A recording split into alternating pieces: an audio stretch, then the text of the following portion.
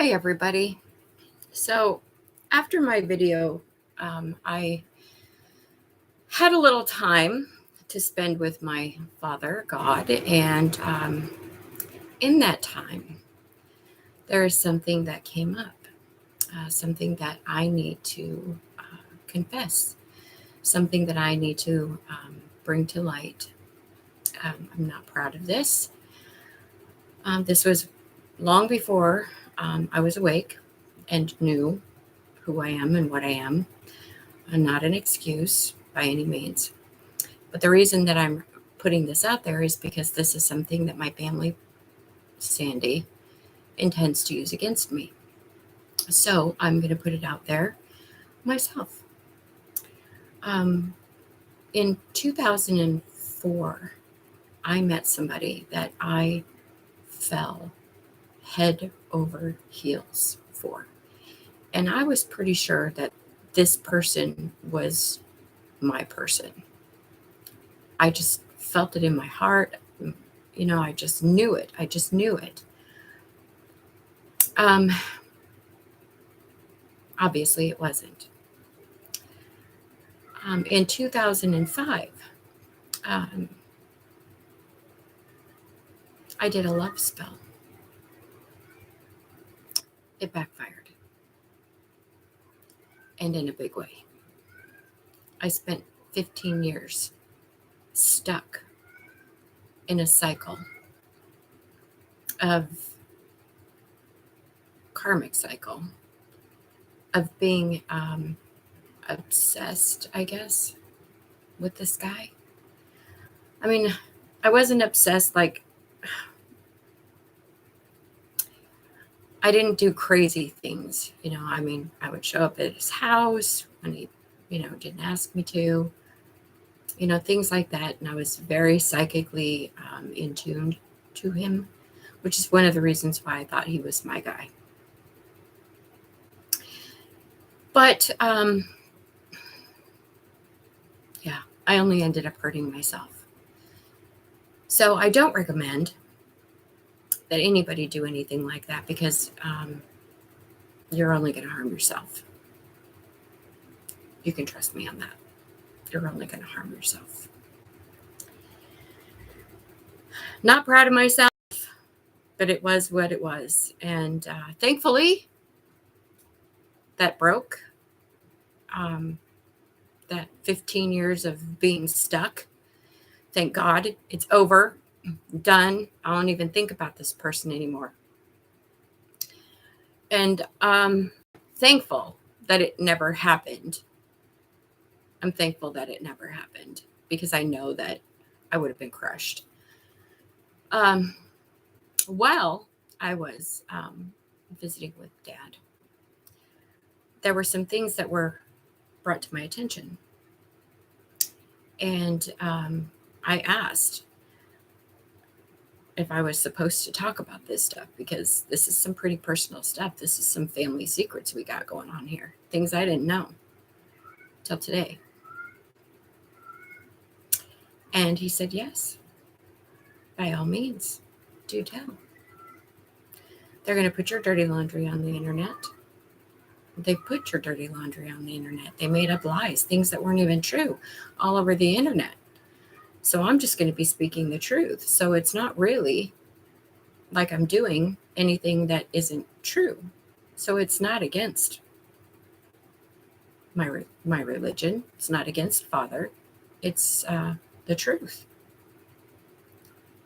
And the truth is, and I heard this directly from Sandy's face. She's into BDSM dominatrix. Dale is a cannibal, and he has actually killed somebody and eaten somebody before. That dream I had with those two little girls, I think that may be a part of this. I think it is. And Tommy is into cuckold. If you don't know what that is, look it up. I don't want to explain it. I don't want to explain it. All these fetishes that people have. When I was in my karmic cycles and my time of not being in the light, I had some fetishes myself. A lot of these things I wouldn't have done had I not been with the partner that I was with. I wouldn't have gone out and done, bought a sex swing or, anything like that had I not been with somebody who was like, let's go get one. Yeah. I have to be as authentic as I can be. I'm not trying to hide anything. And I want the world to know I am as authentic as you're going to get. And if there are any other secrets out there that I can think of, oh yeah, there is one. I don't think I discussed this. I don't think I've ever talked about this. When I was a teenager. Maybe I have. But I'm going to say it again. When I was a teenager, I had a best friend. We use the term loosely. That kept sleeping with my boyfriends.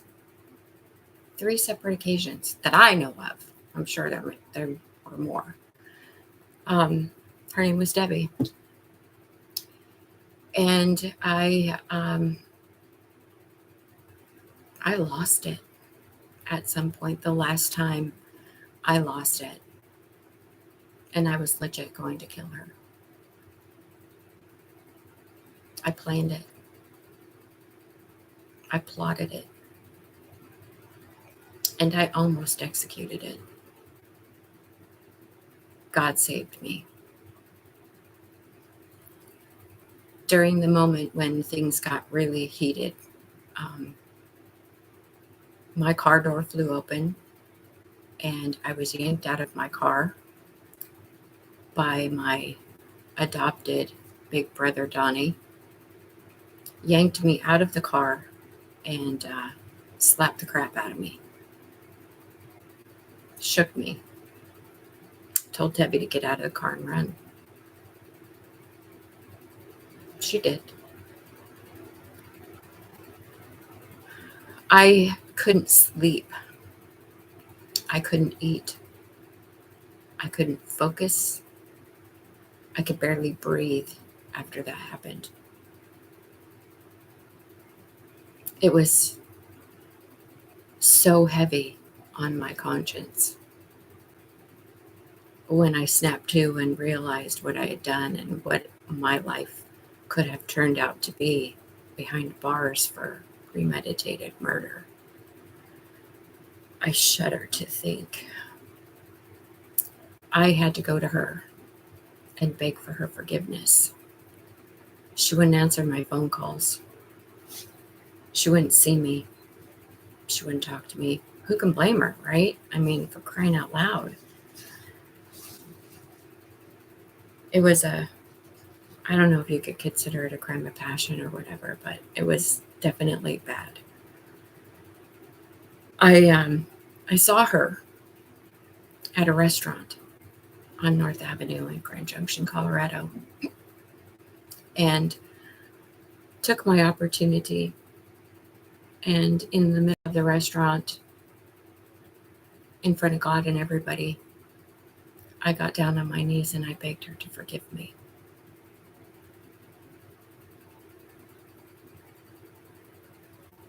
I begged her to forgive me.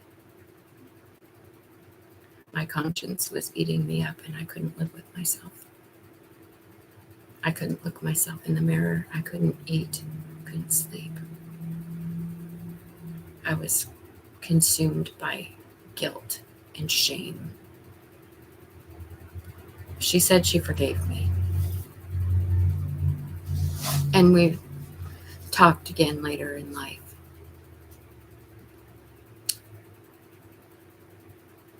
I guess she forgave me. I don't know if she truly did in her heart or not, but she said she did. And that was what I needed to hear, and I was able to move on. Those are my secrets. Those are the skeletons in my closet. I'm not perfect. I certainly am not perfect. That night that happened with Debbie, she actually told me that when we talked afterwards, she told me that my eyes turned like demonic red. She said it was like something took me over and I turned into something else. Obviously, I didn't know that.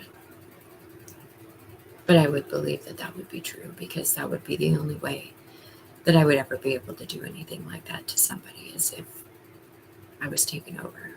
And I certainly wasn't thinking in my right mind. And I'm so thankful that Donnie pulled me out of that car. Even if today he's one of the people that's helping the ops, I'm still thankful. I'll always be thankful for that. I am thankful. Thank you, Donnie. You saved my life. Even if it was God that made you do it.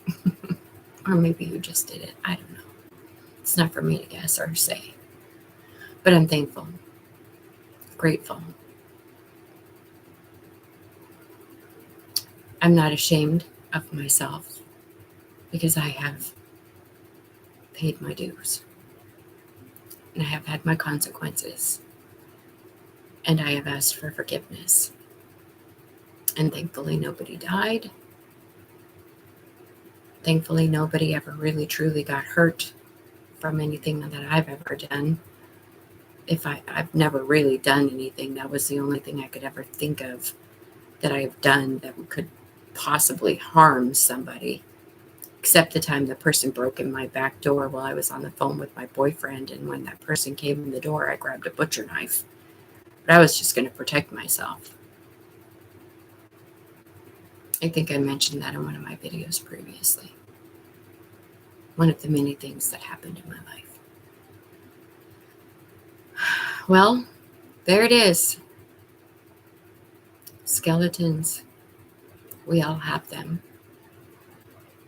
They're not pretty. That's why they're skeletons hidden in our closet. Being real and authentic and admitting these things are healing and important because we can't lie to ourselves. We can't pretend things didn't happen when they really did happen, because compartmentalizing is really a bad thing. We can't compartmentalize and tuck stuff away and pretend it didn't happen when it most certainly did, because all you're doing is locking that skeleton in a closet that's going to poke out someday. And when it does, it's going to be bigger and harder to deal with. So the sooner you do your shadow work, the sooner you deal with the things that you've done, the better off you'll be. I mean, granted, there are some things that get tucked away and we don't think about them until one day, boom, there it is. So when that boom, there it is comes, that's the moment that you're meant to deal with it. Deal with it at that moment. Don't tuck it back away. Because if you tuck it back away, when it comes back up again, it's going to be harder, bigger, and take a little more time to heal. Well, there we have it. I hope you don't think less of me. And if you did, I wouldn't blame you. But I'm just being my true, authentic self here. I have nothing to hide. And if I think of anything else, I'll let you know. Because I have nothing to hide. All right, well, please love each other. Love yourselves. And you know that I love you. Sweet dreams. I'll catch y'all later, okay? Good night.